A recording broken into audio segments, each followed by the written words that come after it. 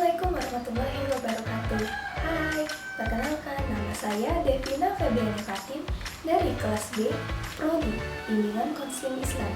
Di video kali ini, saya memenuhi tugas dari dosen Bapak Agustin MPD.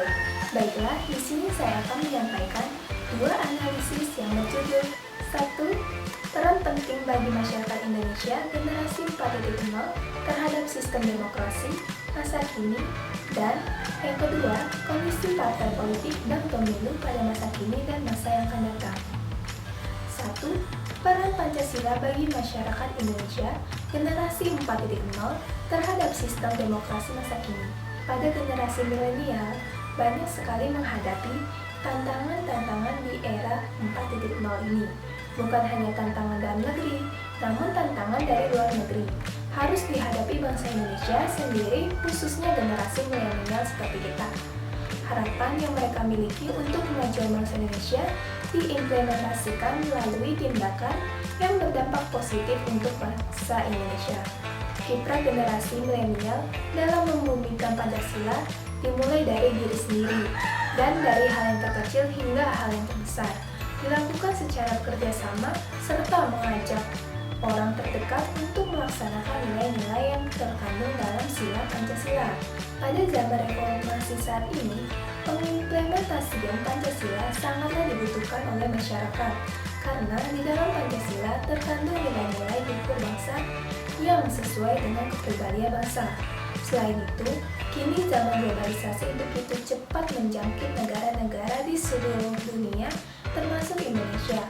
Gelombang demokratisasi, hak asasi manusia, neoliberalisme, serta neokonservatisme, dan juga globalisme bahkan telah memasuki cara pandang dan cara berpikir masyarakat Indonesia. Hal demikian bisa meminggirkan Pancasila dan dapat menghadirkan sistem nilai dan idealisme baru yang bertentangan dengan kepribadian bangsa. Implementasi Pancasila dalam kehidupan bermasyarakat pada hakikatnya merupakan suatu realisasi untuk mencapai tujuan bangsa.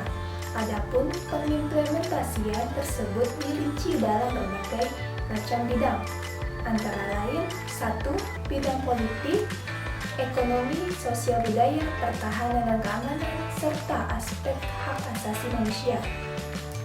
Yang kedua, kondisi partai dan pemilu pada masa kini dan masa yang akan datang. Indonesia telah berpengalaman 11 kali menyelenggarakan pemilu legislatif sejak 1955 dan 3 kali pemilu presiden sejak 2004. Pada pemilu 17 April 2019 merupakan pengalaman pertama bagi bangsa demokratis terbesar pertama di Asia dan terbesar ketiga di dunia ini. Untuk pertama kalinya, rakyat secara serentak dalam satu waktu memilih pasangan presiden dan wakil presiden serta wakil rakyat di pusat dan di daerah. Partai politik di Indonesia dalam sejarahnya selalu mengalami pasang surut, dimulai dari awal kemerdekaan, masa Orde Lama, masa Orde Baru, hingga pada masa reformasi. Akan tetapi, fungsi partai politik dalam memberikan pendidikan politik, terutama wawasan kebangsaan, tidak boleh berubah. Sepanjang partai politik, ada fungsi yang harus terus dilaksanakan dalam kerangka negara kesatuan Republik Indonesia ini.